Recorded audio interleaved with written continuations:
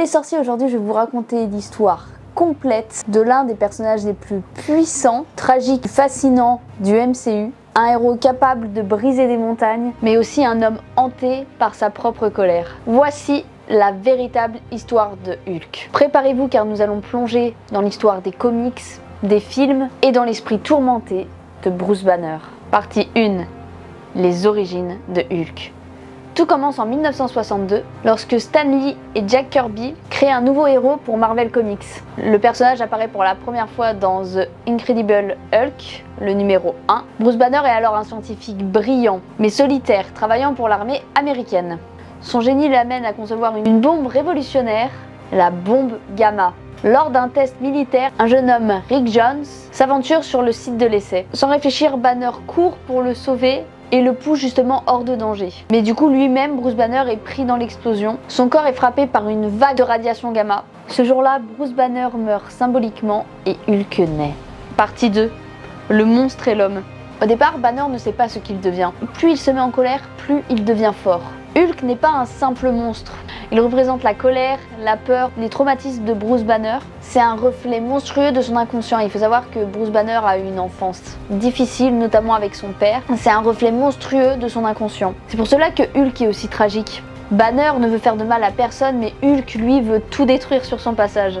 L'un veut sauver le monde, l'autre veut simplement survivre. Et tous les deux sont enfermés dans le même corps. Partie 3. Les différentes formes de Hulk. Au fil des années, Hulk évolue de manière unique dans les comics.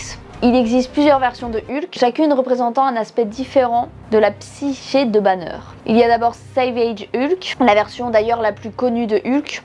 C'est un Hulk enfantin, instinctif, extrêmement puissant, incapable de contrôler ses émotions. Ensuite vient le Grey Hulk, une version plus sournoise, presque mafieuse en soi. Il travaille même comme garde du corps sous le nom de Joe Fixit. Puis du coup va apparaître le professeur Hulk aussi. La fusion entre l'intelligence de Bruce Banner et la puissance de Hulk. Une forme stable, rationnelle et moins sauvage du Hulk qu'on connaît d'ailleurs, que ce soit dans Avengers 1 ou Avengers 2. Il existe aussi le terrifiant World Breaker Hulk. Un Hulk tellement puissant qui peut détruire des continents rien qu'en marchant. Et enfin on a Maestro qui est aussi très connu, une version maléfique venue du futur, où Hulk règne comme un tyran. Chaque version raconte une facette différente de la relation entre Banner et le monstre qui vit en lui. Partie 4. Les plus grands récits des comics. Parmi les histoires les plus marquantes de Hulk, quelques-unes ont profondément façonné l'histoire du personnage.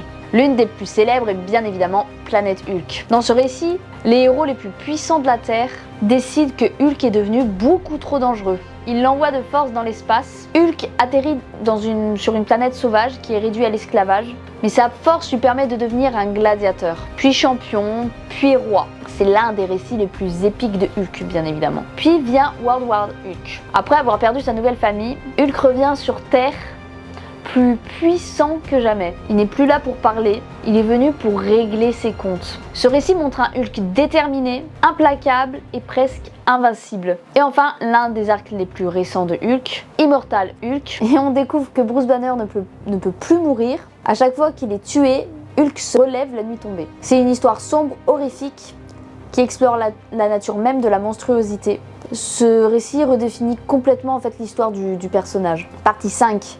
Hulk dans les films. Hulk connaît plusieurs adaptations cinématographiques avant d'entrer dans le Marvel Cinematic Universe. Dans The Incredible Hulk, sorti en 2008, Bruce Banner est interprété par Edward Norton. Le film montre un Banner en fuite, hanté par sa condition et traqué par l'armée. Il y affronte d'ailleurs un de ses plus grands ennemis, l'Abomination. Lorsque Hulk rejoint les Avengers, Banner change de visage et devient Mark Ruffalo du coup. Dès son premier film, il offre une scène devenue culte en déclarant « Je n'ai jamais cessé d'être en colère ». Cette réplique redéfinit la relation entre Bruce et Hulk. Dans Thor Ragnarok, Hulk évolue, il parle davantage, combat dans une arène et vit pratiquement en guerrier libre. Ce film s'inspire d'ailleurs fortement de Planète Hulk. Dans Avengers Infinity War et Endgame, Bruce et Hulk apprennent à coexister. Ils fusionnent pour donner naissance du coup à Professeur Hulk. C'est cette version-là d'ailleurs qui finit par manier le gant de l'infini pour ramener ceux qui avaient disparu lors du claquement de doigts de Thanos. Et justement au prix d'une blessure irréversible. Partie 6. Les pouvoirs de Hulk. Hulk possède une force théoriquement infinie. Plus il est en colère, plus il devient puissant.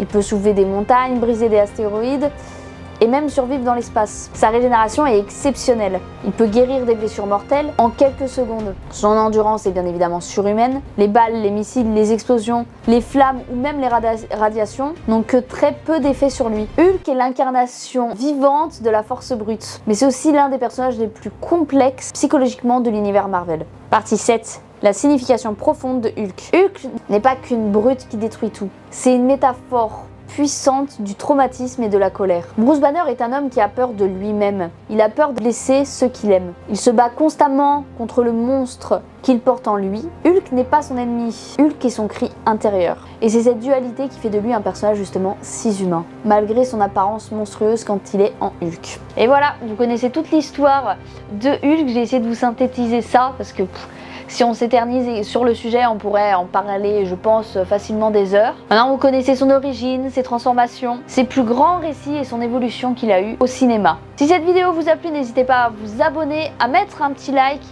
et à me dire en commentaire si ça vous a plu. Et n'hésitez pas à me dire sur quel personnage vous souhaitez que je fasse la prochaine vidéo. Et sur ce, les sorciers, je vous dis ciao ciao, à la prochaine!